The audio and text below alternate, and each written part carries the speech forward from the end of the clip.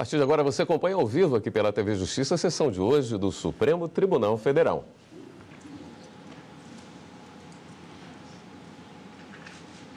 Boa tarde a todos, podemos nos sentar. Declaro aberta esta sessão ordinária do Supremo Tribunal Federal e passo a palavra à senhora secretária, que fará a leitura da ata da sessão anterior. Da 29ª sessão ordinária do plenário do Supremo Tribunal Federal, realizada em 3 de outubro de 2018. Presidência do senhor ministro Dias Toffoli, presentes à sessão os senhores ministros Celso de Mello, Marco Aurélio, Gilmar Mendes, Ricardo Lewandowski, Carmen Lúcia, Luiz Fux, Rosa Weber, Roberto Barroso, Edson Fachin e Alexandre de Moraes. Procuradora-Geral da República, doutora Raquel Elias Ferreira Dodge. Abriu-se a sessão às 14 horas, sendo lida e aprovada a ata da sessão anterior. Pergunto se há alguma anotação a ser feita, não havendo, declaro a ata aprovada. Informo aos eminentes colegas que estão presentes neste plenário graduandos das seguintes instituições de ensino: Centro Universitário Católico Salesiano Auxilium, de Lins, São Paulo, Faculdade Sul-Americana de Goiânia, Goiás e Pontifícia Universidade Católica de Goiânia, Goiás. Sejam todos muito bem-vindos.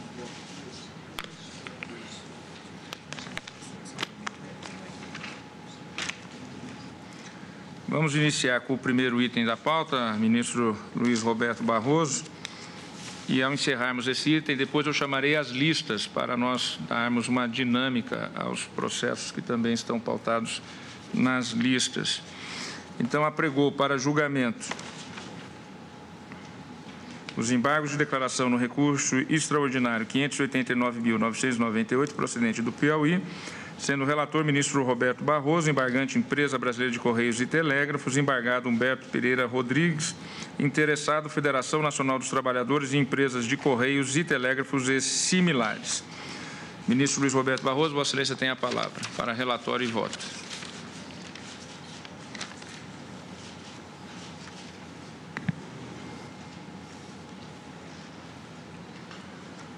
Presidente, trata-se aqui de embargos de declaração de decisão tomada por este plenário já há alguns anos, em que ficou assim assentado na ementa, lavrada pelo eminente ministro Ricardo Lewandowski. Empresa Brasileira de Correios e Telégrafos, demissão imotivada de seus empregados, impossibilidade, necessidade de motivação da dispensa. Recurso extraordinário parcialmente provido. E aí diz Sua Excelência nos itens da sua ementa. 1.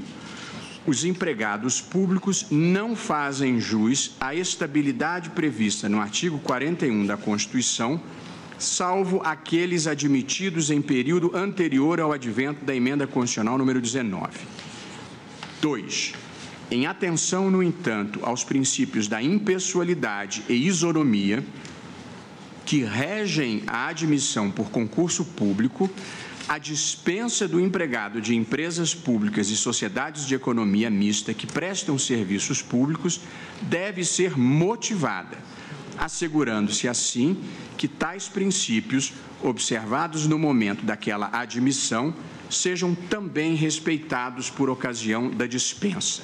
E 3, a motivação do ato de dispensa, assim, visa a resguardar o empregado de uma possível quebra do postulado da impessoalidade por parte do agente estatal investido do poder de demitir.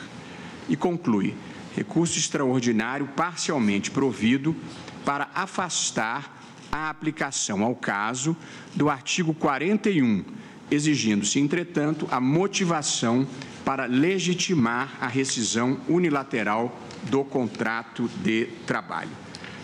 Desta decisão, presidente, vieram embargos de declaração interpostos pela Empresa Brasileira de Correios e Telégrafos, questionando alguns pontos do acórdão e pedindo esclarecimentos porque as instâncias inferiores da Justiça do Trabalho vinham interpretando este acórdão, segundo a Empresa Brasileira de Correios e Telégrafos, de modo expansivo e equivocado. Me chamou a atenção, presidente, que depois de interpostos os embargos de declaração, pediram ingresso no processo, como a Miticuri, uma quantidade expressiva de empresas públicas e sociedades de economia mista, dentre as quais o Banco do Brasil, o Centro Nacional de Tecnologia Eletrônica Avançada, o Estado do Rio Grande do Sul, a Empresa Pública de Transporte e Circulação e diversas pessoas físicas pediram ingresso igualmente como assistentes simples. Eu indeferi os pedidos de ingresso como a Miticuri por extemporâneos, mas me chamou a atenção o fato de que a decisão estava produzindo polêmica na sua aplicação concreta pelas instâncias inferiores. E por essa razão, eu sobrestei os processos que tratam da matéria até a definição desses embargos de declaração. Há 3 questões, presidente, eu destaquei para apreciarmos aqui inicialmente relativamente aos embargos de declaração. A primeira delas é a arguição de que não foi fixada uma tese de julgamento e o pedido de que se fixasse a tese de julgamento para orientar os tribunais inferiores. E, de fato, o Código de Processo Civil, tanto o de 73 quanto o Código Fux, prevêem expressamente que, nos casos de repercussão geral, a súmula da decisão sobre a repercussão geral constará da ata que será publicada no Diário Oficial e valerá como acórdão. Eu penso que no sistema de precedentes que o novo Código instituiu, a fixação da tese é muito importante para separar o que seja a ratio decidendi do que seja apenas obter dictum, ou seja, do que seja a razão de decidir, do que sejam comentários incidentais feitos para ilustrar a argumentação. Portanto, presidente, eu estou acolhendo o pedido aqui para propor a fixação de uma tese, o que farei ao final. Porém, antes de fixar a tese, há algumas questões que eu penso que nós precisamos debater, porque para fixar a tese é preciso ter claro o que seja o efetivo consenso do tribunal. Portanto, eu começo com um breve capítulo sobre os limites da expansão subjetiva desse julgamento. E eu observo, presidente, porque considero importante que na origem, o TST decidiu o seguinte: esta é a ementa do acórdão impugnado. Recurso de revista, Empresa Brasileira de Correios e Telégrafos, dispensa imotivada. Os privilégios de imunidade tributária e pagamento dos débitos trabalhistas pelo sistema do precatório judicial conferidos à AST resulta na subtração da essência do poder potestativo, posto que a equiparação ampla da empresa à fazenda pública deve alcançar também as restrições a ela imposta quanto à forma de despedida imotivada ou arbitrária. Recurso de revista conhecido e provido. Portanto, o acórdão impugnado cuidou especificamente da demissão de empregados da Empresa Brasileira de Correios e Telégrafos, apontando a singularidade de que ela tem um regime jurídico especial, que desfruta de imunidade tributária recíproca e paga as suas dívidas mediante precatório. E o TST, presidente e prezados colegas, o TST aplicou na solução do caso uma orientação jurisprudencial sua de número 247, que tem a seguinte dicção no item 2, que foi o item aplicado. Diz o item 2 da OJ 247. A validade do ato de despedida do empregado da Empresa Brasileira de Correios e Telégrafos está condicionada à motivação por gozar a empresa do mesmo tratamento destinado à fazenda pública em relação à imunidade tributária e à execução por precatório, além das prerrogativas de foro, prazos e custas processuais. Portanto, presidente, a decisão de origem e o núcleo essencial da decisão do ministro Ricardo Lewandowski assentaram, sem margem de dúvida, o seguinte entendimento: a empresa brasileira de Correios e Telégrafos tem o dever de motivar os atos de dispensa sem justa causa de seus empregados. Esse é o ponto em relação ao qual houve, penso eu, absoluto consenso no plenário deste tribunal. No julgamento, todavia, presidente, alguns ministros comentaram que a demissão de quaisquer empregados de empresas públicas prestadoras de serviços públicos deveria ser motivada.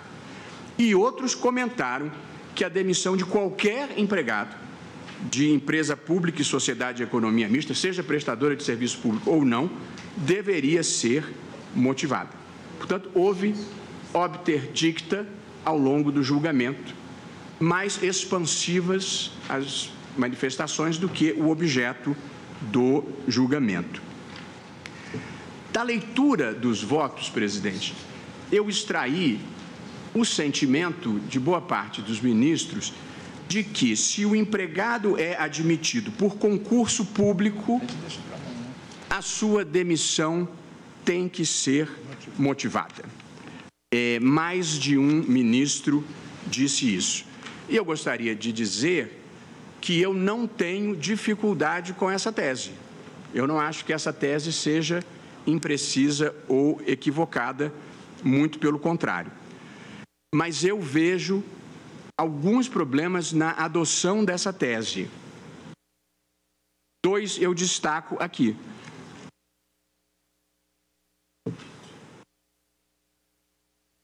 Então, dizia eu, presidente, muitos ministros se manifestaram no sentido de que, se for admitido por concurso público, só pode ser demitido motivadamente. Eu não tenho dificuldade com esta tese, mas vejo problemas em adotá-la neste processo por duas razões. A primeira, este não era o objeto da ação nem da repercussão geral reconhecida e, portanto, não houve contraditório nem possibilidade de participação dos interessados. No caso, não houve defesa da posição das empresas públicas e sociedades de economia mista dos 3 níveis da federação. Portanto, eu não tenho simpatia por fixar tese que alcance interesses que não foram representados no processo. Os amicus curiae que pediram para entrar, todas as sociedades de economia mista, queriam discutir a extensão a elas desta tese, que, em rigor, não era o objeto do julgamento. Portanto, eu acho que nós estaríamos fixando uma tese com a qual eu, em princípio, concordo, mas que não foi objeto de contraditório. E, em segundo lugar, presidente, aqui muito importante, em relação aos empregados da empresa brasileira de Correios e Telégrafos, a decisão, tanto do TST quanto a do ministro Ricardo Lewandowski, estaria mantendo o entendimento pacífico consolidado na orientação jurisprudencial 247, que no seu item 2, que eu acabei de ler, prevê expressamente que os empregados da empresa brasileira de Correios e Telégrafos só podem ser demitidos mediante motivação.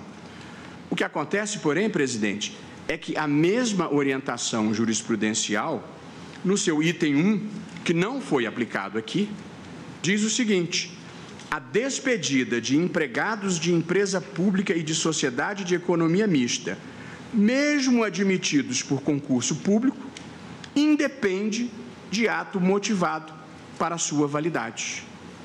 Portanto, se nós incluirmos esta ideia na tese, nós vamos estar modificando a jurisprudência consolidada do TST. E aí, eu penso que, se prevalecer o entendimento dessa tese mais expansiva, nós teremos que modular. Se prevalecer o entendimento da tese mais restrita, nós não precisamos modular, porque o entendimento do TST vem desde 2007. E o recurso extraordinário foi da ECT? Foi da ECT, exatamente. Foi da ECT. Portanto, presidente, ao final do julgamento, nós vamos ter que deliberar por uma tese mais diretamente vinculada ao caso, que é a minha proposta, ou uma tese mais ampla, à qual eu não me oponho, se for da vontade da maioria, mas eu acho que nós deveríamos esperar para discutir esta questão mais ampla num processo específico com a participação das empresas interessadas e um debate público com um contraditório mais amplo. Portanto, essa é a primeira questão que, ao fixarmos a tese, teremos que deliberar por uma tese mais ampla ou uma tese mais restrita. O segundo ponto, presidente, relevante que eu destaquei, e aqui não há nenhuma contradição com o voto do ministro Lewandowski, é apenas uma especificação, porque o voto dele é expresso. A embargante, a Empresa Brasileira de Correios e Telégrafos, afirma que decisões da Justiça do Trabalho têm sido no sentido de que, ao contrário das interpretações, a delimitação do sentido e alcance do dever de motivar. E aí, digo eu, ao contrário de interpretações que, segundo o embargante, têm sido dadas à decisão, o acórdão não exige justa causa para a dispensa de empregados. Exige motivação para a dispensa sem justa causa. Isso está claro no acordo do ministro Lewandowski. Em segundo lugar, o dever de motivação cinge-se à exposição das razões pelas quais se pratica o ato de dispensa, de modo a permitir o controle de sua legitimidade. Mas não se exige a instauração de processo administrativo ou contraditório, nem enquadramento em qualquer dispositivo legal. O ministro Lewandowski, na redação do acórdão, foi expresso a esse respeito, de modo que a Justiça do Trabalho está interpretando de maneira equivocada o que Sua Excelência assentou com clareza meridiana na sua decisão. Existem 3 outros pontos, presidente, que eu penso que nós devamos esclarecer e que não são responsabilidade do acórdão, mas da interpretação que tem sido dada pelas instâncias inferiores. A primeira delas é a inexistência de estabilidade própria dos servidores públicos para os empregados da ECT. Aos empregados das sociedades de economia mista e empresas públicas aplica-se o artigo 173, parágrafo 1º da Constituição, e não o artigo 37, que dá estabilidade. O acórdão diz isso claramente. Porém, há uma observação na decisão do ministro Lewandowski que tem sido explorada nas instâncias inferiores, e é o ponto em que, no item 1, Sua Excelência averbou, no item 1 da sua ementa: os empregados públicos não fazem jus à estabilidade prevista no artigo 41 da Constituição, vírgula, salvo aqueles admitidos em período anterior ao advento da emenda constitucional número 19.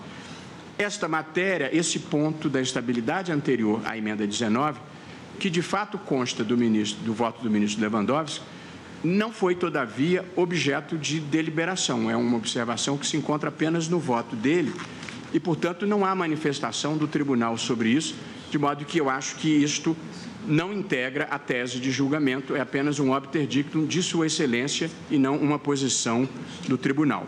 Eu estou esclarecendo isso, portanto. E no voto, tanto Vossa Excelência quanto o ministro Joaquim Barbosa, e penso que também o ministro Gilmar Mendes, expressamente ressalvaram que não havia estabilidade. Portanto, eu estou, nos embargos de declaração, esclarecendo que este ponto não foi objeto de deliberação majoritária. E um último ponto, presidente, a embargante traz à discussão quais seriam as consequências do descumprimento do dever de motivação. E aqui ela pede que o tribunal explicite que as consequências não incluem o dever de a empresa reintegrar o empregado, nem de pagar indenização correspondente a todo o período não trabalhado. E eu aqui estou dizendo que o acórdão também não tratou deste assunto e que esta é uma matéria que tem que ser decidida nas instâncias inferiores, como é que vai se dar a indenização. Depois de chegar aqui por recurso, nós eventualmente apreciaremos se esta for uma questão constitucional. Portanto, eu não estou provendo os embargos nesse ponto, mas estou esclarecendo que o tribunal não disse que tem que reintegrar nem o modo como tem que indenizar. E, por fim, pede que nós esclareçamos a questão de se poder ou não despedir o empregado que tenha se aposentado voluntariamente, e eu também esclareço aqui que esta matéria não foi objeto de julgamento. Portanto, presidente, eu estou concluindo o julgamento propondo a seguinte tese.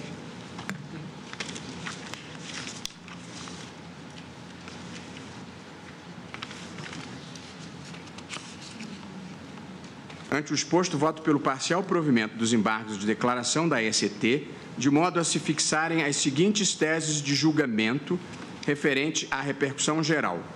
1. A empresa brasileira de Correios e Telégrafos, por sua natureza de prestadora de serviço público em regime de exclusividade, que desfruta de imunidade tributária recíproca e paga as suas dívidas por precatório, tem o dever de motivar os atos de dispensa de empregados. E 2.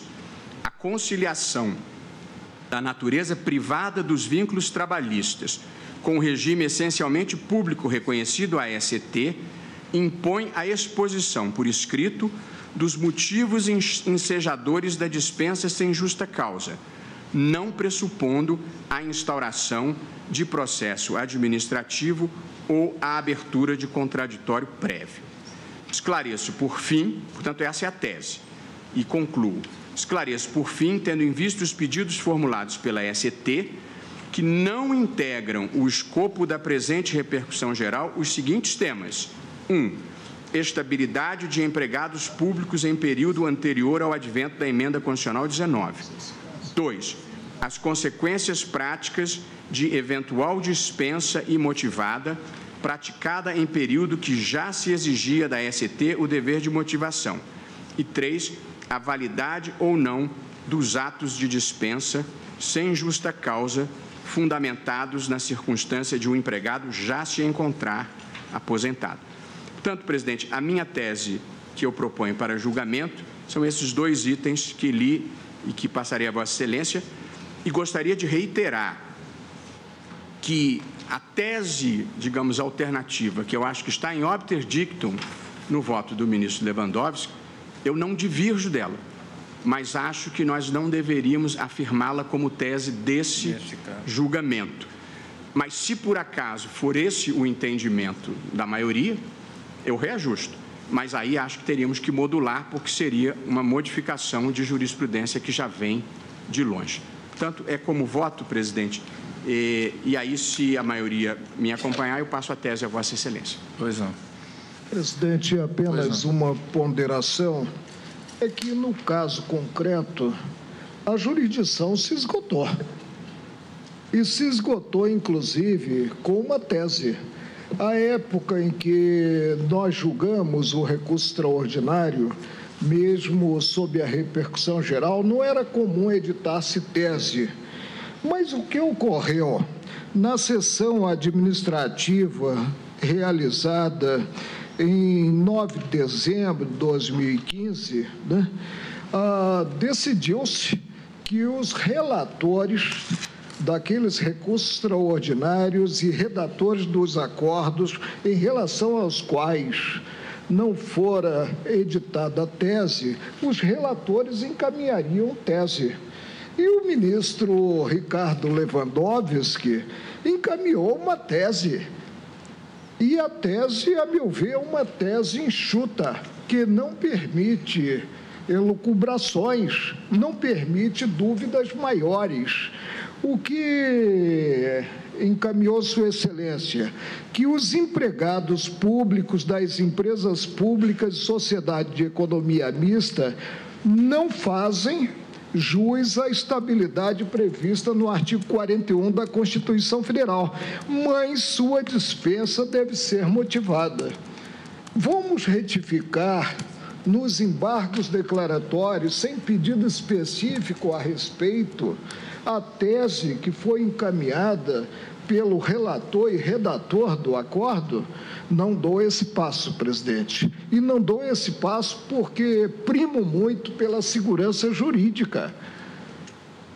Caso contrário, a insegurança agraçará, né? Eu próprio, né, me debrucei sobre processos que foram julgados no plenário sob a minha relatoria e considerada a repercussão geral, e encaminhei entendimentos.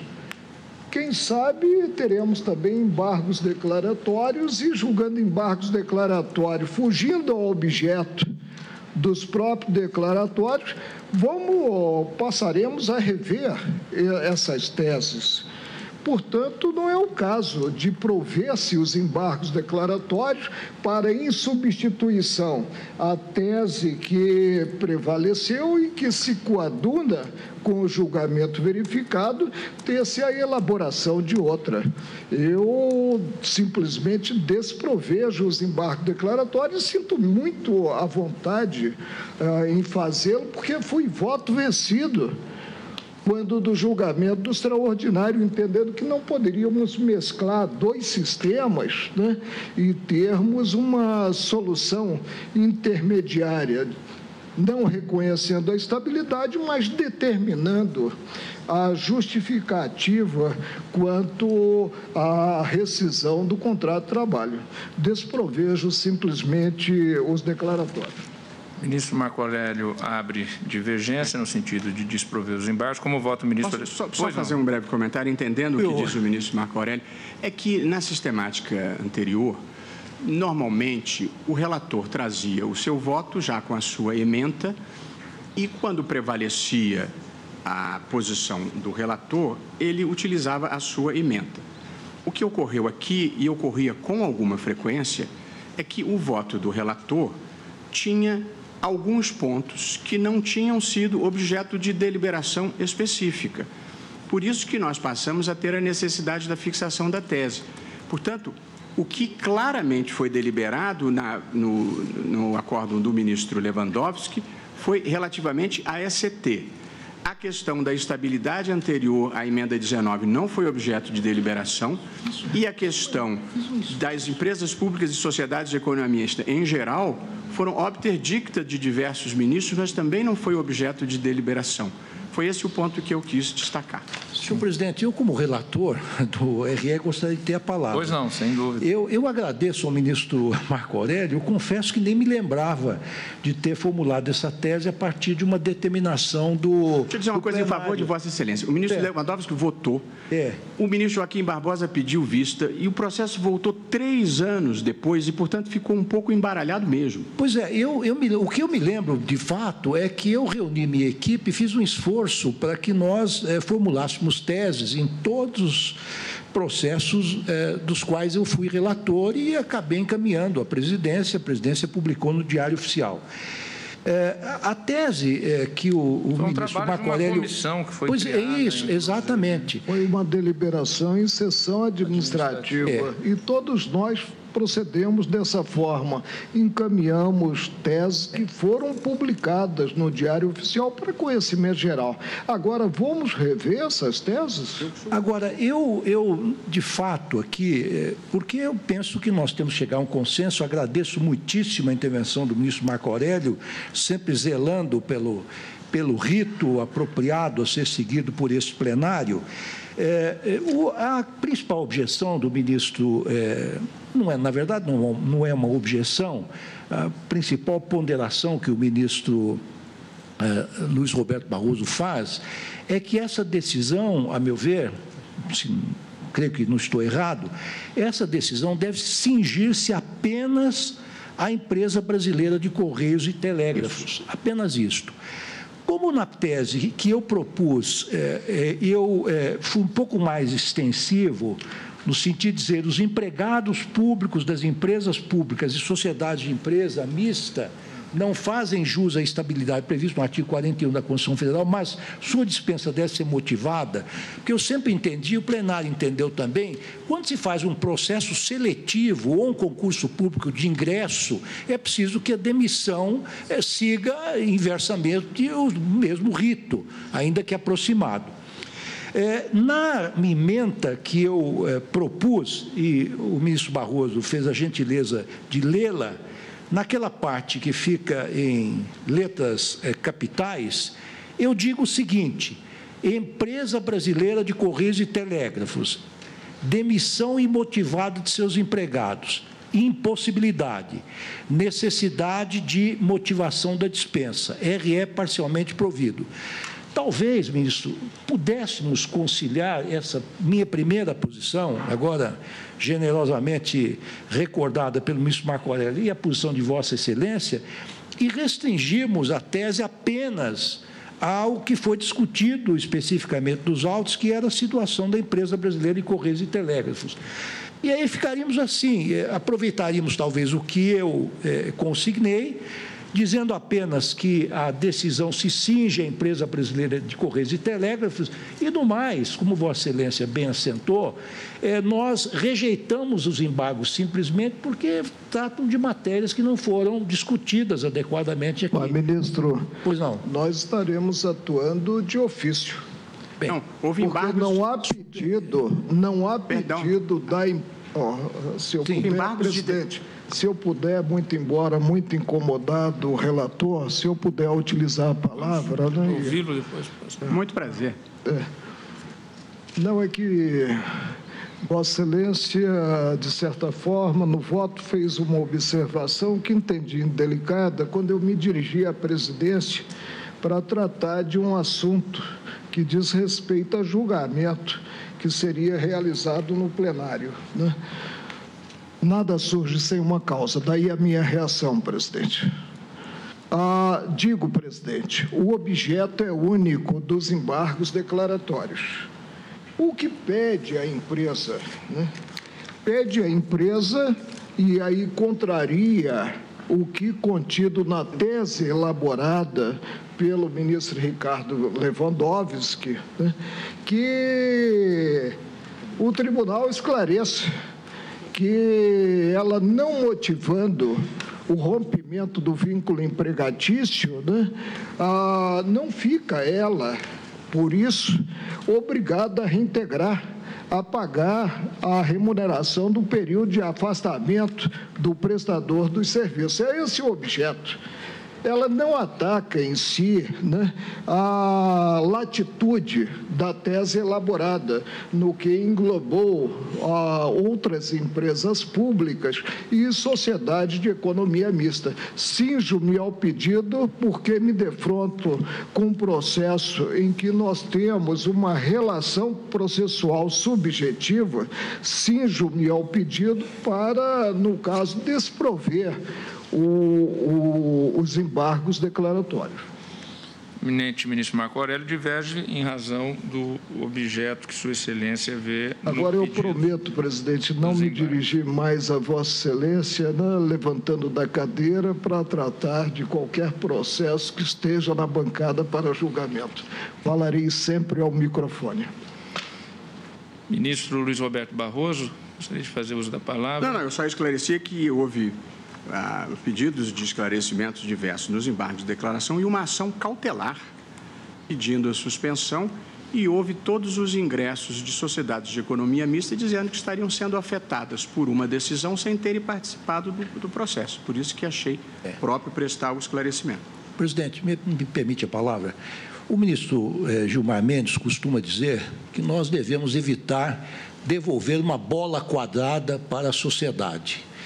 E eu estaria disposto, então, a conciliar, digamos assim, a minha posição anterior com esse aperfeiçoamento sugerido pelo ministro Barroso, no sentido de dizer que essa nossa decisão se cinge apenas à empresa brasileira de Correios e Telégrafos, embora a ratio decidendi de nosso voto e a manifestação de vários ministros da Corte, à época, naquilo que o ministro Barroso está chamando de opter dicta, na verdade, confirmaram esta ideia central de que se alguém é admitido numa empresa pública de economia mista ou até uma subsidiária, por meio de um processo elaborado de seleção ou até de concurso público, eventualmente, concurso público amplamente considerado, e não simplesmente admitido pelas regras da CLT, a demissão deve seguir o processo inverso, deve ter uma motivação mínima para evitar, evidentemente, perseguições de natureza política e ofensa, como está no meu acórdão, na ementa, ofensa aos princípios da impessoalidade e da isonomia. Então, até o ministro Barroso gentilmente me consultou antes de proferir o seu voto, e eu acedi no sentido de que estaria concordando em limitar a conclusão desta nossa decisão apenas à empresa de Correios e Telégrafos, e permitindo que as demais empresas públicas e de economia mista, eventualmente possam, no futuro, vir ao Supremo Tribunal Federal e pleitear, justamente com base na ratio decidendi do nosso acordo, uma solução semelhante. Então, como relator, me pronuncio nesse sentido, mas agradecendo a intervenção sempre oportuna do ministro Marco Aurélio e que, num certo sentido, vem em meu apoio para manter aquilo que elaborei no esforço que fiz juntamente com meus colaboradores do gabinete. Mas eu acho que o tribunal aqui precisa esclarecer a sociedade, precisa devolver bolas redondas, como diz o ministro Gilmar Mendes, e não quadradas. Agradeço a sua gentileza. Eu só gostaria de dizer que, por designação de Vossa Excelência, eu me tornei o relator. Quando Vossa Excelência foi para a presidência, Vossa Excelência redistribuiu para mim. Então, agora, o abacaxi ficou na minha mão mesmo. Não, Só para fins de contagem de voto, Vossa Excelência, então, acompanha o relator. Eu diria o seguinte, acompanho neste sentido, dizer... Quanto à tese que Sua Excelência formula. Não, restringindo apenas a decisão à empresa brasileira de Correios e Telégrafos, dizendo que não é possível uma decisão imotivada de seus empregados, que há necessidade de motivação, como na primeira parte aqui da minha ementa, e no restante eu simplesmente rejeito os embargos, porque entendo que essas questões não foram decididas. O relator reajusta, porque... O provimento só para fixar a tese limitada, tudo mais rejeitado com os esclarecimentos que a gente está prestando. Os esclarecimentos ficam como um opter dictum também. Portanto, quer dizer, não é nem reajuste, porque a minha tese já é exatamente isso que o ministro Lewandowski... Eu peguei da tese do ministro Lewandowski o que eu considerei o sumo do julgamento. Portanto, a minha tese corresponde a isso que o ministro acabou de dizer. Acho que isso... É que a conclusão do voto do ministro Luiz Roberto Barroso, eu entendi, é mais ampla do que o voto agora que faz... Não, mas porque envolve, por exemplo, se a demissão não for motivada, a reintegração com pagamentos atrasados. Então, essa é uma matéria que tem que ser discutida até na Justiça do Trabalho. Mas é o que eu disse, né? Exatamente o que eu disse. Nós estamos... Veja só, ministro Toffoli, a minha tese de julgamento... Mas para efeitos de conclusão, e os colegas todos ficarem esclarecidos, ou seja, a conclusão do voto, então, seria... A conclusão do voto é a seguinte. A conclusão do voto, que é o resumo da posição do ministro Lewandowski, na parte que eu considerei que foi consensual, que houve deliberação do tribunal. A empresa brasileira de Correios e Telégrafos, por sua natureza de prestadora de serviço público em regime de exclusividade, que desfruta de imunidade tributária recíproca e paga as suas dívidas por precatório, tem o dever de motivar os atos de dispensa de empregados. Isso tal como está na tese do ministro Lewandowski. E depois, também tirado do voto do ministro Lewandowski, eu digo que o dever de motivar não significa processo administrativo com contraditório, mas apenas a apresentação de razões. Isso está no voto do ministro Lewandowski, que, portanto, eu coloquei também na conclusão. São só essas duas teses. Na SET tem que motivar, e a motivação não significa processo administrativo com contraditório. Eu apenas aqui, ministro, se Vossa Excelência me permite, eu não disse em nenhum lugar, Vossa Excelência tem toda a razão, que é necessário um processo administrativo, aí também amplamente considerado, um processo interno. Eu simplesmente disse que precisa de motivação para evitar perseguições políticas. Ministro, Agora, eu só coloquei porque o embargante disse que embaixo estão exigindo. Não, claro, Vossa Excelência tem razão.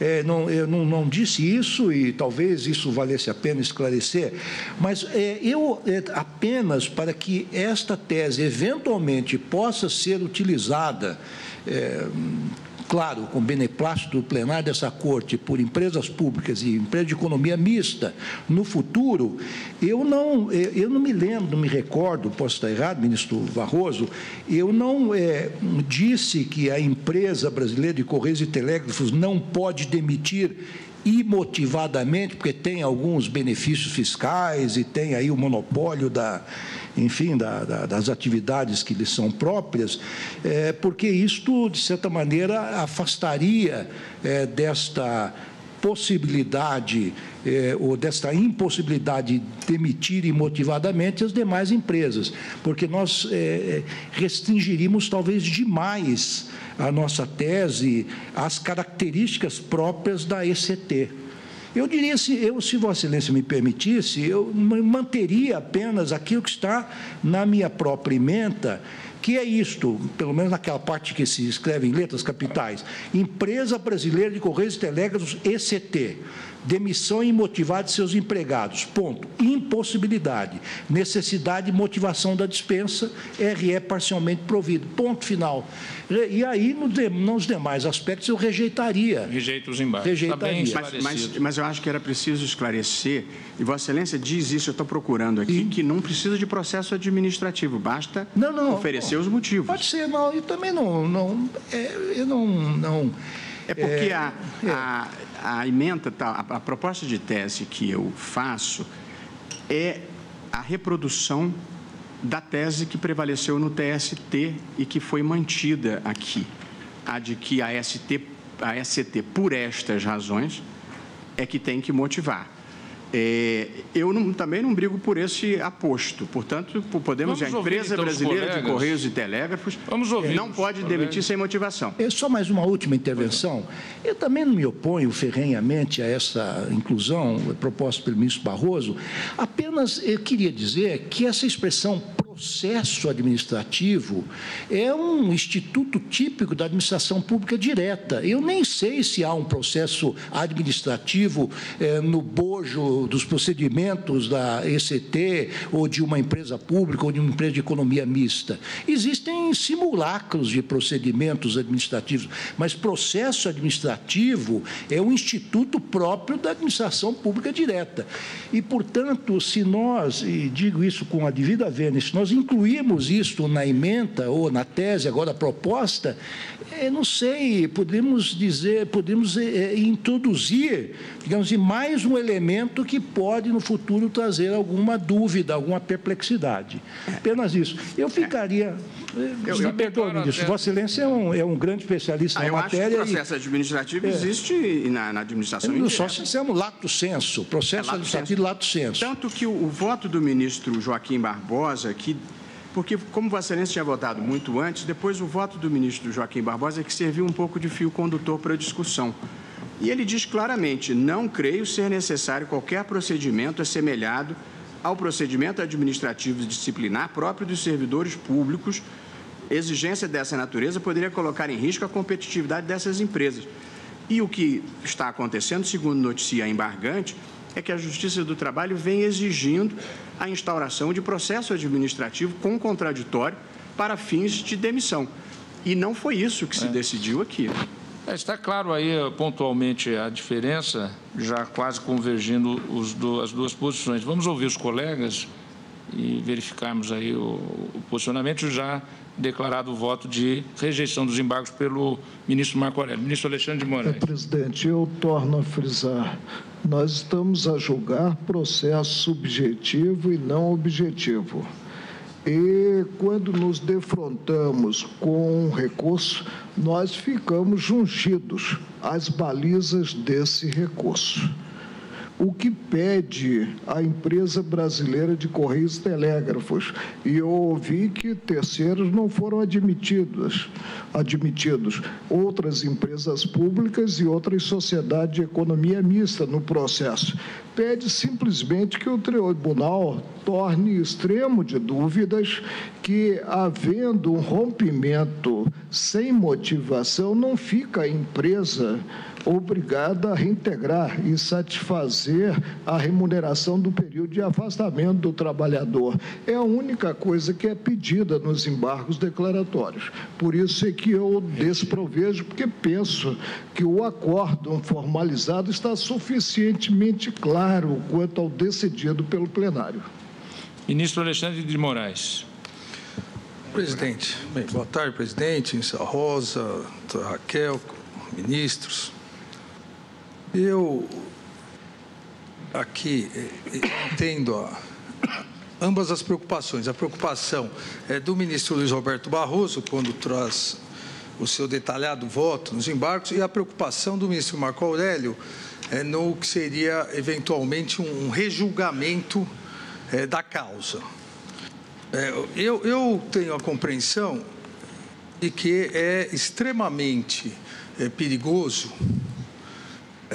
que nós, em embargos de declaração, possamos reescrever teses e reescrever decisões anteriores.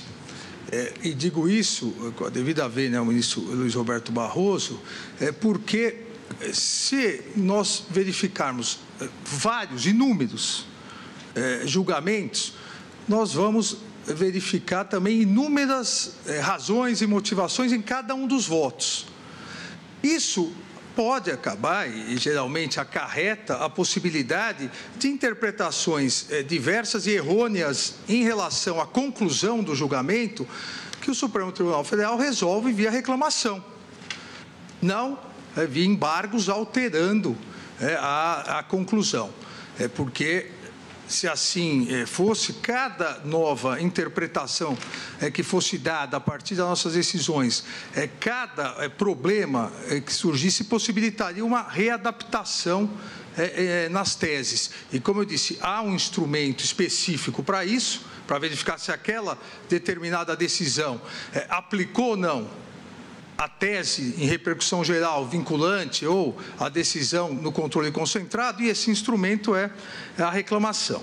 Ao mesmo tempo, entendo a preocupação do ministro Luiz Roberto Barroso, porque há aqui, principalmente na ementa, há uma contradição em relação ao que efetivamente foi julgado, o que poderia levar, e pelo que narrou o relator está levando, a uma insegurança jurídica. O que foi, a meu ver, o que foi realmente definido no recurso extraordinário pelo tribunal e no voto do então relator, ministro Ricardo Lewandowski, ele várias vezes cita isso. Ele já começa dizendo, no segundo parágrafo do seu voto, a questão central que aqui se debate consiste em saber se a empresa pública ECT tem ou não o dever de motivar formalmente o ato de dispensa de seus empregados. A definição do objeto do que foi julgado está aqui, no voto. Disse, excelência o relator, independentemente, várias vezes isso ocorre aqui, na discussão, nos debates, se ampliar os debates, mas não o objeto a ser tratado. Ao concluir esse objeto, que foi amplamente debatido, no acórdão,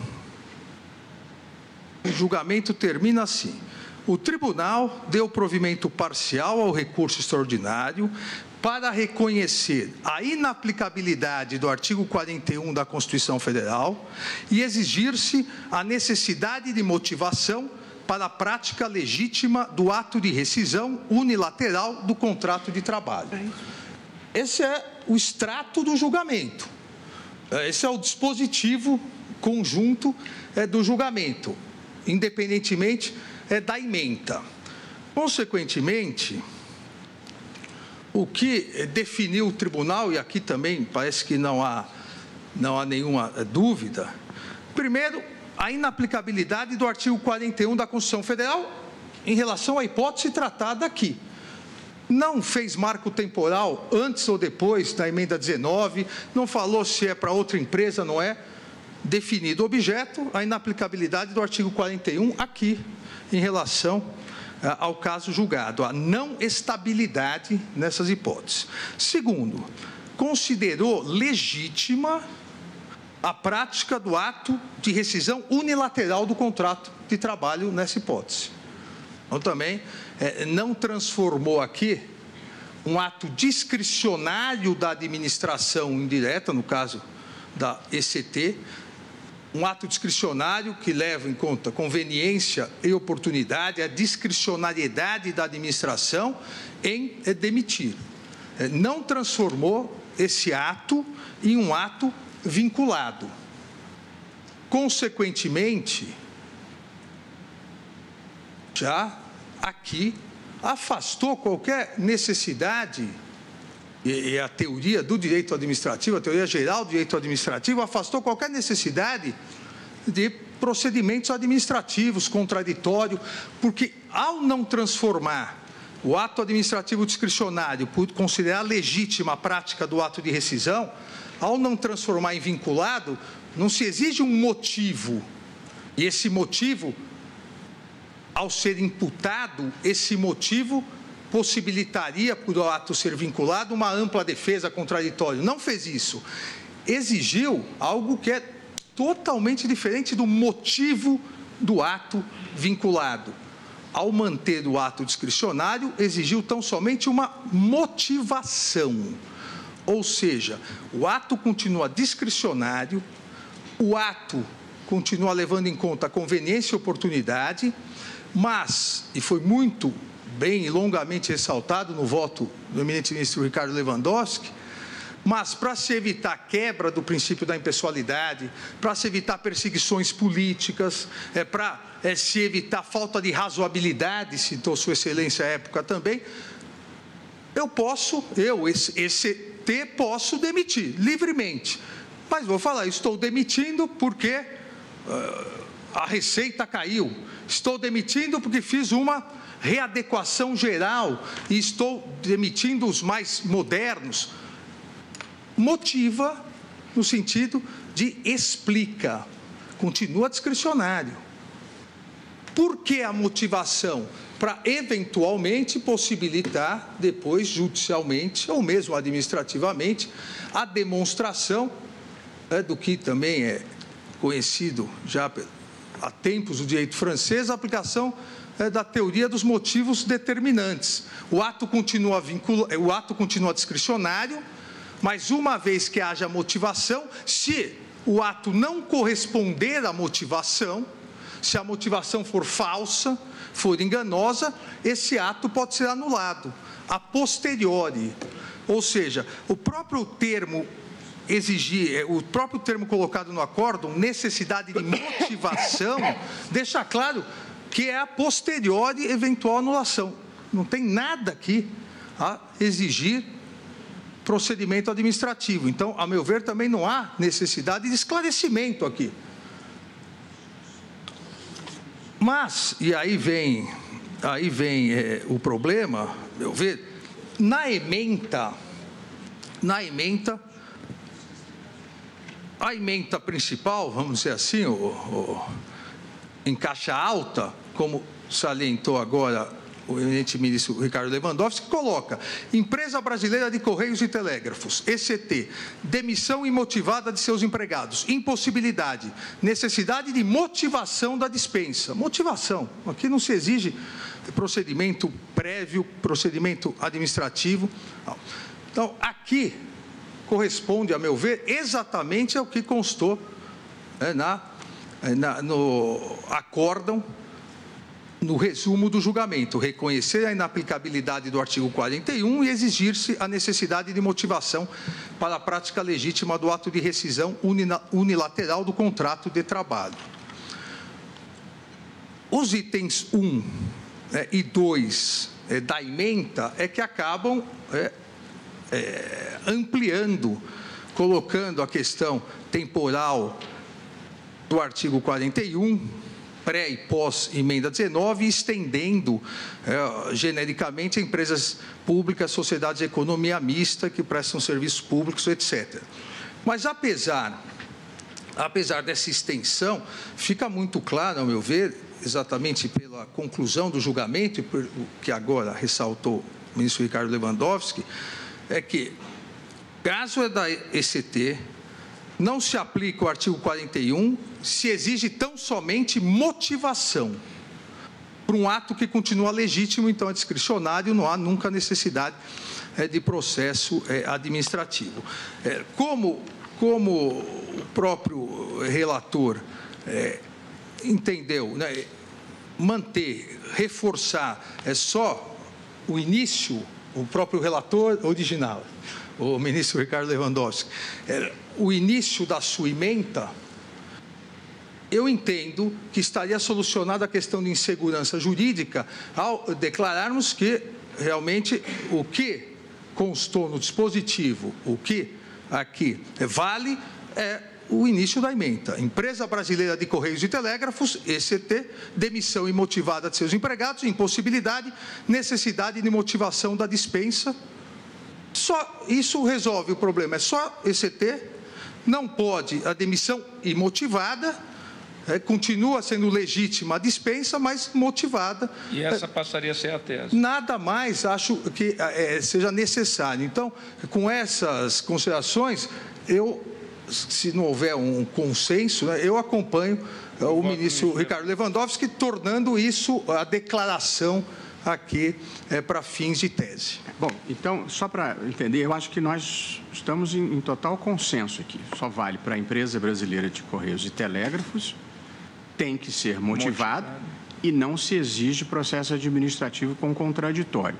Portanto, agora é só uma questão de como formalizar isso, mas penso que esses sejam 3 pontos de consenso. Acho que podemos... Posso votar antes, presidente? Não, pontos de consenso entre os 3 aqui, entre o ministro Lewandowski, eu mesmo e... Exato, o ministro Roberto. É que a própria exigência, necessidade de motivação e já dispensa o processo administrativo. Administrativamente já não exige procedimento administrativo. Quem assim estiver fazendo, está fazendo por sua conta e risco. Não há necessidade de se especificar, porque não se transformou em ato vinculado. Simplesmente se exigiu motivação para um controle posterior. Vamos continuar na sequência os votos. Ministro Luiz Edson Fachin. Senhor presidente, eminentes pares, eminente ministro Luiz Roberto Barroso, relator dos embargos de declaração nesse recurso extraordinário 589998, eu examinei a matéria até porque não participei do julgamento originário do recurso extraordinário e, como todos, fiz o exame o mais verticalizado que me foi possível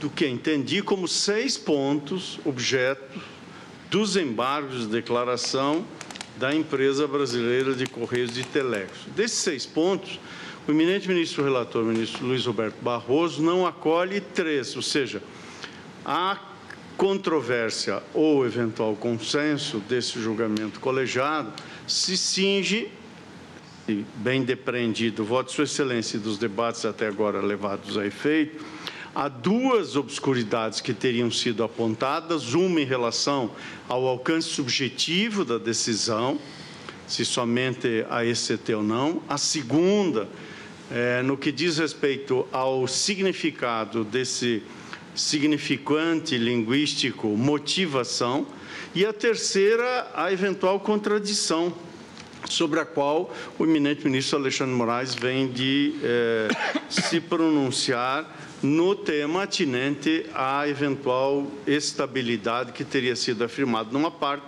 e infirmada na outra. Eu examinei esses 3 pontos, senhor presidente, e vou juntar uma declaração de voto e vou pedir todas as vezes ao ministro Luiz Roberto Barroso. Eu estou desprovendo integralmente os embargos de declaração, estou acompanhando a divergência. Não vou fazer referência a esses 3 aspectos. Eu não verifico a obscuridade apontada no que diz respeito ao alcance subjetivo da decisão. Parece-me incontroverso que o acordo se refere à empresa brasileira de Correios e Telégrafos. vejo nenhuma controvérsia quanto a isso e, a rigor, não vejo necessidade de esclarecer. Quanto à motivação de dispensa, eu também fui ver o debate em plenário. Aliás, cito na declaração de votos um diálogo entre o ministro César Peluso e o então relator, ministro Ricardo Lewandowski. Eu estou a citar a página 18 do acordo embargado. E o eminente ministro Peluso, portanto, diz: o que a empresa tem é que demonstrar que o fato que ocasionou a demissão corresponde à satisfação de algum interesse público. E, pois que não é ato de vingança, não é ato de perseguição. É isso que o ministro Alexandre acaba, portanto, de dizer, não vejo necessidade de aclarar. E no que diz respeito à contrariedade, não me parece que a garantia de estabilidade tenha sido objeto do recurso e nem foi objeto da deliberação. Portanto, compreendo o alcance da nitidez que o ministro Luiz Roberto Barroso quer dar ao julgado, acho meritório o objetivo, mas peço todas as vênias ao ilustre ministro e meu caríssimo amigo Luiz Roberto Barroso para dissentir e desprover integralmente os embargos de declaração. É como voto, presidente. Contra-se impedida a ministra Rosa Weber, passo a palavra ao ministro Luiz Fux. Senhor presidente, em grande parte eu também estou de acordo. Eu apenas destaco que, a semelhança do ministro Edson Fachin, eu também fui consultar os debates travados. E, num dado momento, há uma afirmação nesse sentido. O que nós precisamos apenas é de um procedimento formal e não um processo administrativo. Então, essa questão, eu acho que o ministro Roberto Barroso procurou explicitar, porque a motivação tem de ser veiculada em algum instrumento. Aqui, a ministra Carmen chegou a suscitar a questão da obediência eventual a um contraditório. E aí, então, o relator esclareceu. Não, eu disse clarissimamente no meu voto. O que nós precisamos apenas é de um procedimento formal, não um processo administrativo. O resto das questões, até o ministro Barroso não ingressou nelas, sobre reintegração, sobre pagamento de atrasados, sobre extensão a outras pessoas jurídicas. Então, eu entendi prudente a manifestação do ministro Barroso, eu acompanho. Ministro Luiz Fux acompanha o ministro Luiz Roberto Barroso, o ministro Ricardo Lewandowski. Presidente, minha filha, e peço licença ao egrégio plenário e àqueles que nos ouvem, para fazer uma digressão de caráter pessoal, é arquiteta, minimalista, e ela usa uma expressão inglesa chamada less is more, menos é mais. Eu penso que, na confecção das teses, nós temos que ser minimalistas, para evitar qualquer tipo de perplexidade dos jurisdicionados. Se nós acrescentarmos uma série de questões que possam eventualmente ter sido levantadas à látere nos embargos declaratórios, nós vamos criar mais confusão do que esclarecimentos, como é de nosso dever.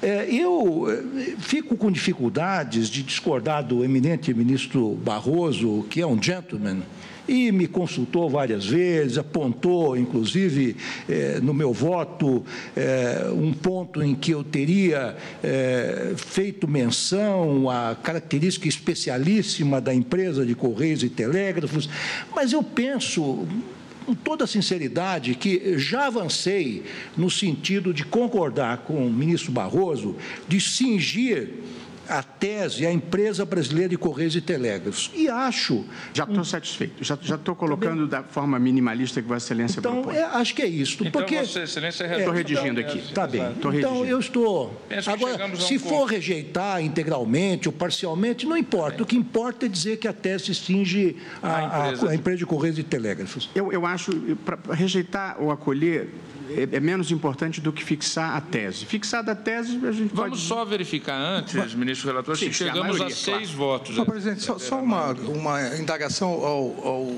relator anterior, porque o ministro Lewandowski, ao acompanhar Sua Excelência, eu entendi, e foi a preocupação que coloquei de início, que no embargos nós não iríamos substituir uma tese pela outra, que só pegaríamos e reforçaríamos essa é a minha proposta. o início da ementa. Só aquilo que já consta na minha ementa.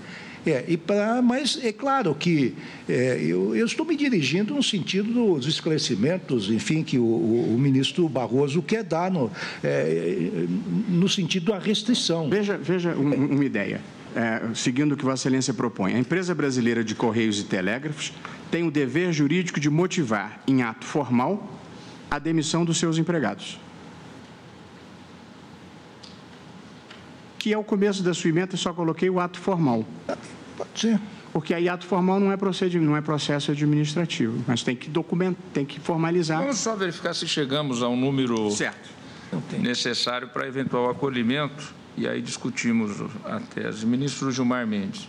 Eu estou pedindo ver ao ministro Barroso, eu estou acompanhando a manifestação do ministro Lewandowski. Agora, quer dizer, eu acho que os pontos de contrato existem, né? Mas a mim me parece que é mais precisa a colocação agora do ministro Lewandowski, explicitada pelo ministro Alexandre.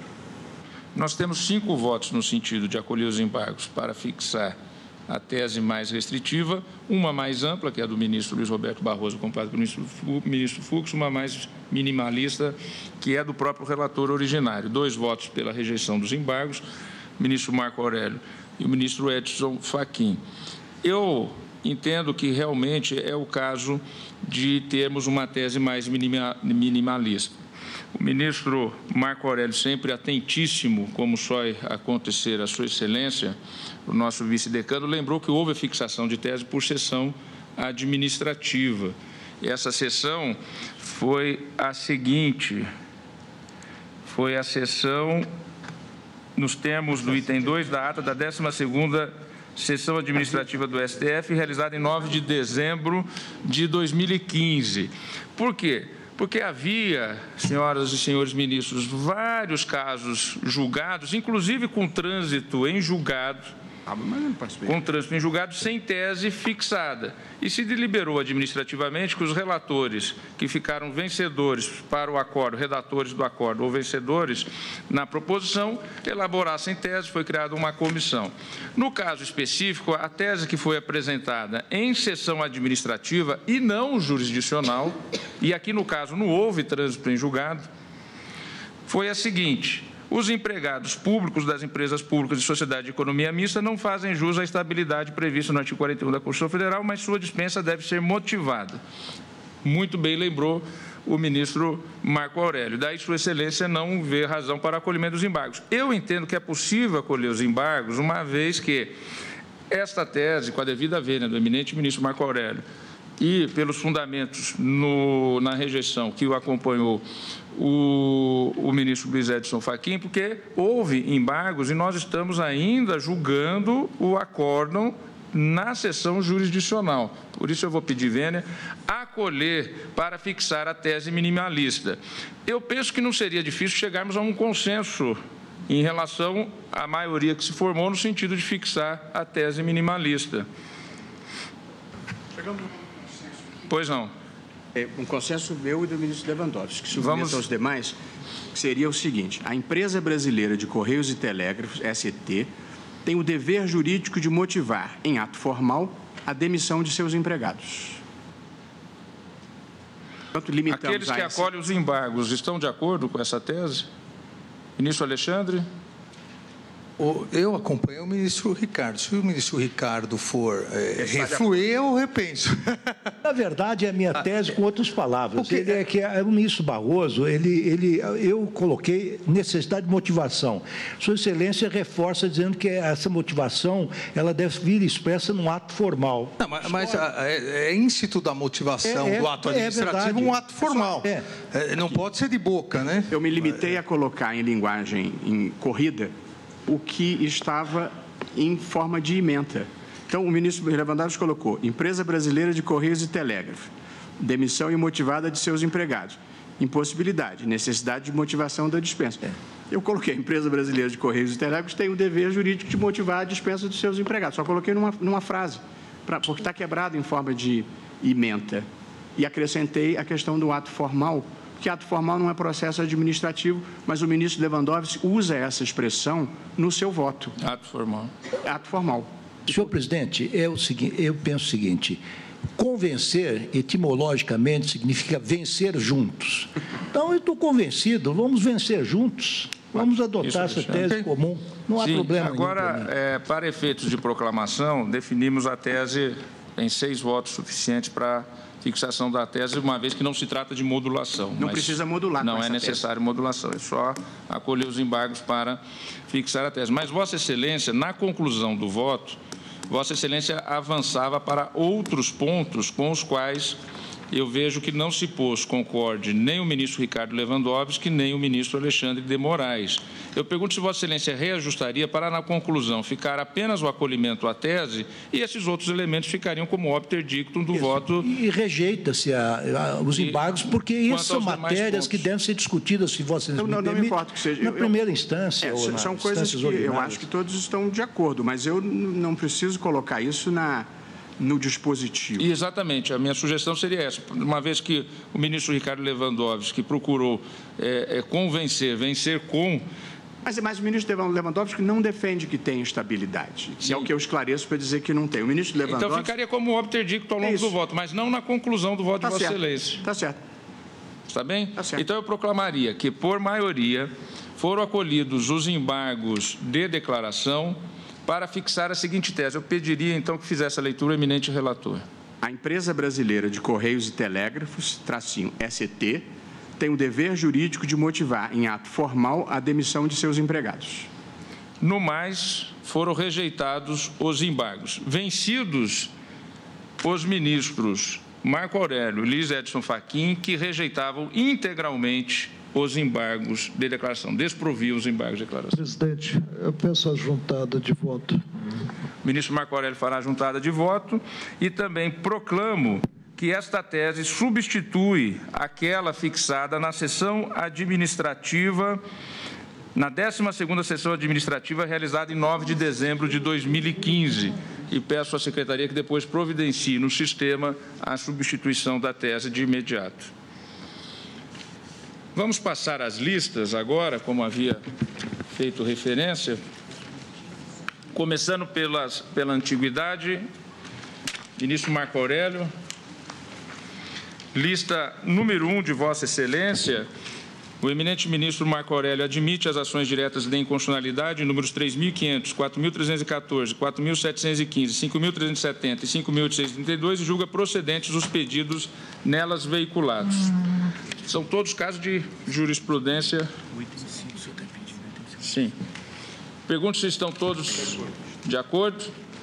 Não havendo divergência, ações julgadas procedentes. Eu me encontro impedido no item 5, então registro que nesse item presidiu o ministro Luiz Fux. Presidente, pois não. Eu tenho declaração de suspeição em 2 das listas do ministro Marco Aurélio. Esta era a lista número 1.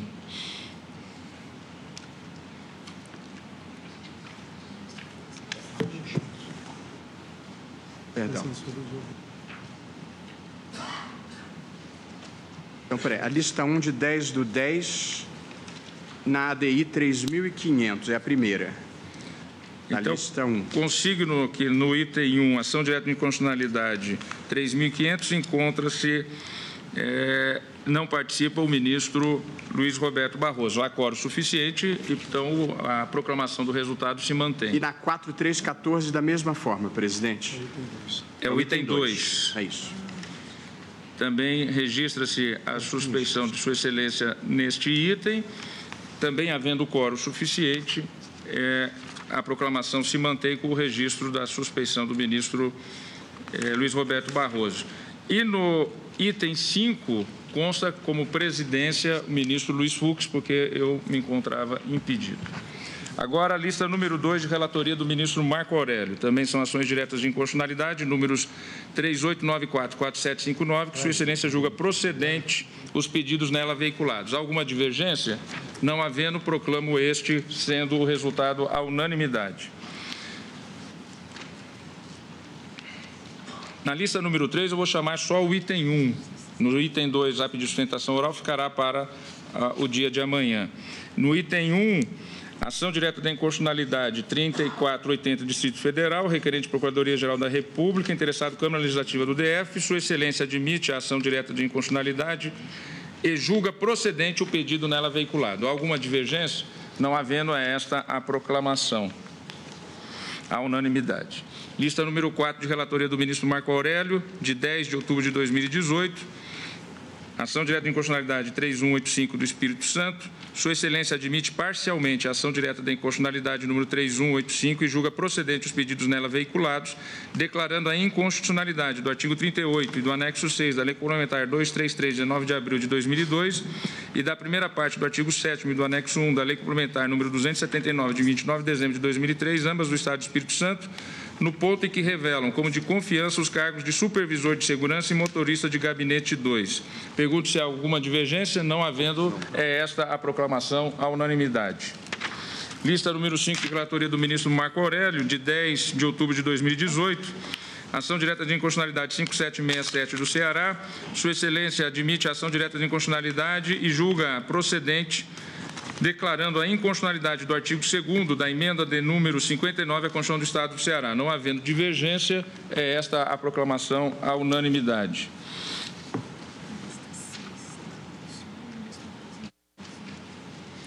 Então, no item 2. Na lista número 6, de 10 de outubro de 2018, estão impedidos eu próprio e o ministro Luiz Roberto Barroso. Portanto, não haverá quórum para julgar esse item 2. Então, fica retirado da lista número 6, de 10 de 10 de 2018, o seguinte feito: embargo de declaração na ação direta de inconstitucionalidade 4227 do Distrito Federal.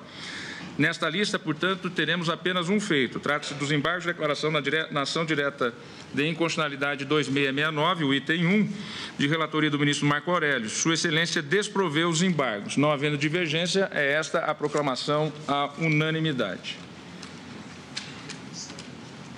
Deixa a minha por último.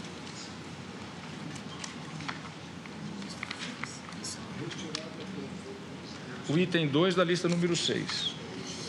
Não havia quórum, né? O item 1 foi julgado.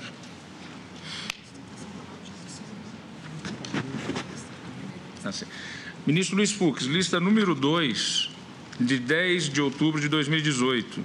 São embargos de divergência nos embargos de declaração no agravo regimental no RE com agravo 947693, Rio Grande do Sul. Vossa Excelência está desprovendo os embargos de divergência. Não havendo divergência, é a 2. Se não houver divergência, é esta a proclamação. Desprovidos os embargos de divergência, decisão unânime. Na lista 1 tem sustentação oral, Vossa Excelência vai... Isso. A lista número 1 não será chamada hoje. Isso aqui é para o doutor Ciro. Ministro Edson Fachin. Arguição de descumprimento de preceito fundamental 425, procedente do Distrito Federal. Trata-se de arguição que Vossa Excelência julga prejudicada. Pergunto se há alguma divergência. Não havendo divergência, é esta a proclamação, decisão unânime. Ministro Alexandre de Moraes. Lista 23, de 18 de abril de 2018. Lista que se encontrava no plenário virtual e houve pedido de destaque por parte do ministro Ricardo Lewandowski. Senhor presidente, eu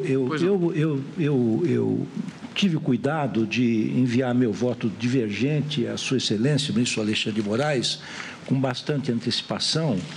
Eu não sei se Sua Excelência quer julgá-lo agora ou quer deixar para mais tarde. Vamos deixar então essa lista... É uma questão, eu tenho voto também escrito, pequeno, curto, que eu distribuiria aos colegas, mas eu deixo Sua Excelência à vontade para... Não, presidente. Sim. Pois não. Aqui, eu não reconheci no enunciado do TST que, em verdade, ele só repete a própria CLT, acaba repetindo os termos da CLT, não reconheci nele o substrato normativo necessário para que houvesse uma arguição de descumprimento de preceito fundamental. E, com base nisso, Negou o segmento. Eu neguei o segmento à arguição e ao agravo regimental. Mas, nessa hipótese, exatamente esse enunciado 450 não tem, ao meu ver, o substrato normativo. Eu mantenho. Eu conheço do agravo regimental, só que mantenho a decisão pelo desprovimento. Ministro Ricardo Senhor presidente, eu distribuo o voto, eu divirjo, com o devido respeito, trago aqui precedentes da Corte em que é possível, em determinadas situações, o manejo de ADPFs contra súmulas, quando elas enunciam preceitos gerais e abstratos, como se norma legislativa fosse. E aqui o ataque seria a súmula 450 do TST, que tem o seguinte enunciado: é devido o pagamento em dobro da remuneração de férias, incluído o terço constitucional, com base no artigo 137 da CLT, quando, ainda que gozadas na época própria, o empregador tenha descumprido o prazo previsto no artigo 145 do mesmo de forma legal. Já estou aqui no final do meu voto e digo, no que toca ao princípio da subsidiariedade, também tendo atendido o requisito jurisprudencial, que antes eu enunciei, uma vez que não há instrumento processual capaz de impugnar ações e recursos que serão obstados com base em preceito impositivo no âmbito da justiça trabalhista. Desse modo, entendo viável o uso da ADPF como meio idôneo para controle concentrado de constitucionalidade, atacar ato do poder público que tem gerado controvérsia judicial relevante. Então, minha divergência com o ministro Alexandre Moraes sempre respeitou nesse sentido. Entendo que, neste caso, tendo em conta o teor mesmo da súmula 450 TSE, eu daria provimento ao agravo para que seja processada a ação, porque tem realmente gerado grande controvérsia essa matéria e é um enunciado de caráter genérico e abstrato. Ministro relator. Só para deixar claro, em tese, também entendo que os enunciados, as súmulas do TST podem, tanto que julgamos recentemente a 331. Nesse caso, acho que simplesmente é uma consolidação dos próprios dispositivos legais que não tem um caráter normativo primário que possibilitaria a ADPF. Se em todos os casos, todas as súmulas, nós aceitarmos algo que é subsidiaríssimo, que é a ADPF, aí nós, ao meu ver, estaríamos desvirtuando a ideia da ADPF. Ministro Luiz Edson Fachin. Senhor presidente, eu examinei a matéria e cheguei à mesma conclusão do eminente ministro relator, pedindo vênia a divergência. Acompanho o ministro Alexandre de Moraes. Ministro Luiz Roberto. Também eu, presidente, pedindo todas as vênias. Da mesma forma, presidente, acompanho o eminente relator. Ministro Luiz Fux. Senhor presidente, também acompanho o ministro Ricardo Lewandowski, à medida em que, inclusive... Não, o relator... Até agora não foi acompanhado. Até agora não foi acompanhado. É que Vossa Excelência também acompanha a divergência. Porque o voto é calcado no voto meu e eu também estou de acordo. Ministro Gilmar Mendes. Eu vou pedir vênia ao ministro Alexandre para acompanhar o voto do ministro Lewandowski. Nós temos vários precedentes nesse sentido. No sentido do cabimento, o próprio ministro Alexandre lembrou, o caso da súmula da ADPF, 324 da terceirização, e temos também vários outros casos em que se usa, se aceita a ADPF para impugnar bloco de decisões judiciais contraditórias com o escopo de uniformizar a jurisprudência. O ministro Lewandowski mostrou que aqui também há essa perplexidade. Eu cito a ADPF 324, que já referida, da terceirização, do ministro Barroso, a ADPF 33, da minha relatoria, a ADPF 144, da relatoria do ministro Celso de Mello, a ADPF 54, da relatoria do ministro Marco Aurélio, a ADPF 152, da minha relatoria, a 323, também da minha relatoria, todos os casos, portanto, em que, de fato, se reconheceu a possibilidade ou a admissibilidade da ADPF nessa quadra, tendo em vista a divergência, que às vezes está consolidada, as mais das vezes, numa súmula, né, que pode eventualmente discrepar até do nosso entendimento, como nós vimos no debate travado sobre a terceirização. Ministro Acompanho, portanto, o voto do... Divergência. Presidente, cabe definir se o Tribunal Superior do Trabalho introduziu no cenário normativo uma disposição nova, ou seja, se editou um verbete de súmula que consubstancia um ato abstrato autônomo, normativo abstrato autônomo. E, para mim, a resposta é positiva. Por que é positiva? Porque a dobra alusiva às férias diz respeito à concessão fora da época devida. O artigo 145, ao prever a necessidade de satisfação do valor respectivo 2 dias antes do início do gozo das férias, não cogita de sanção. E aí estendeu-se a sanção alusiva à concessão fora da época própria do 137 da Consolidação das Leis do Trabalho para essa situação jurídica, aditando-se o 145 da Consolidação das Leis do Trabalho. Por isso, peço vênia ao relator para acompanhar a divergência. Pois bem, eu vou pedir vista do feito. E os debates aqui mostram, mais uma vez, que o fato dos processos serem colocados e lançados em lista virtual não significa que não há debate sobre eles. Há um estudo de todos os colegas, de todos nós, e quando há divergência é trazido, o debate é feito. Tanto que temos, nesse caso, 4 votos em um sentido, 4 votos em outro, e eu peço vista. Então, eu proclamo na lista... E a pergunta é essa: sem o verbete, haverá pela CLT, uma vez não satisfeita a remuneração alusiva às férias 2 dias antes do gozo, haverá a dobra? Não. Haverá ante o verbete.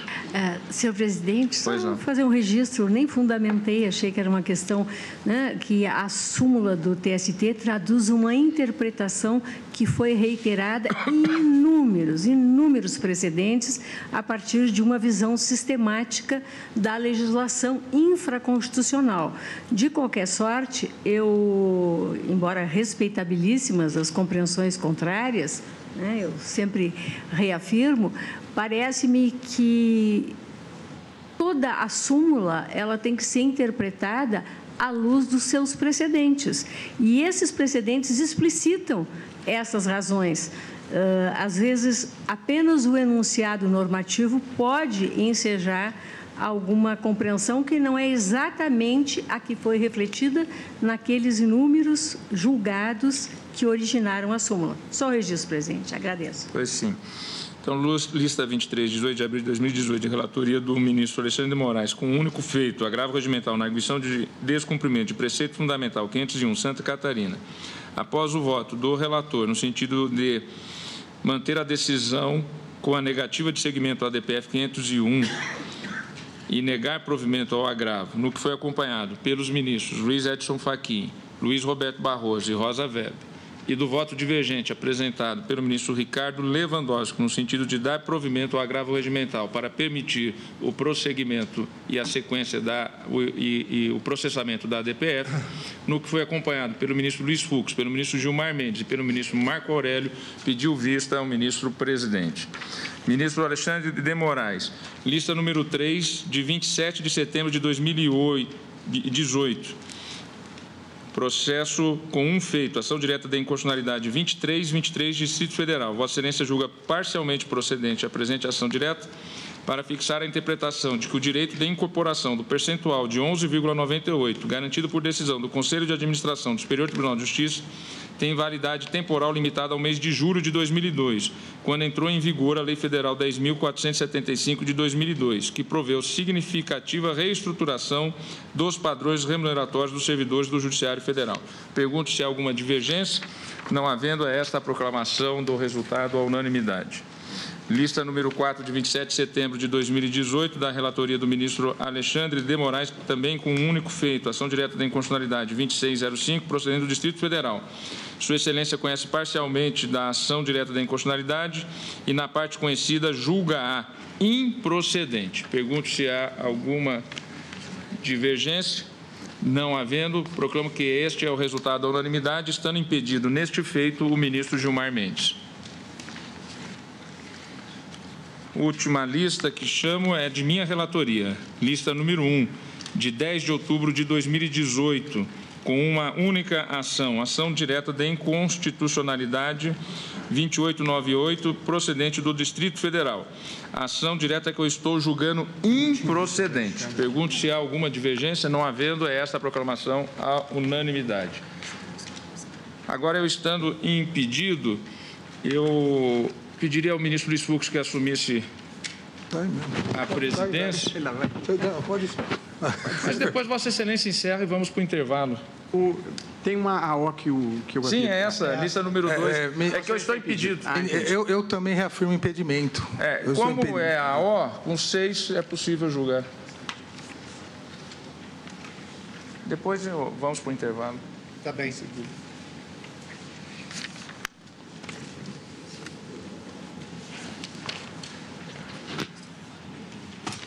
Então, vou chamar a julgamento. Ação originária 1789 de São Paulo, relatoria ministro Luiz Roberto Barroso, impedidos ministros Dias Toffoli e Alexandre de Moraes, autora Adriana Borges Carvalho, Real Conselho Nacional de Justiça. Há sustentação? Não havendo sustentação oral, passo a palavra a Vossa Excelência, ministro Roberto Barroso. Presidente, eu aqui estou julgando procedente um pedido para anular uma decisão do Conselho Nacional de Justiça e restaurar um acórdão do Tribunal de Justiça do Estado de São Paulo que definiu critérios para o estabelecimento da antiguidade na entrância. Se não houver nenhuma divergência, eu não preciso ler o voto ou a ementa. Se houver, eu me pronuncio de forma mais analítica. Já foi distribuído o voto e a ementa. Há alguma divergência? Não havendo divergência, eu proclamo o resultado. Ação originária julgada procedente nos termos do voto do relator. Então, atento ao pedido do ministro Dias Toffoli, eu vou suspender a sessão pelo tempo regimental e depois ele assume.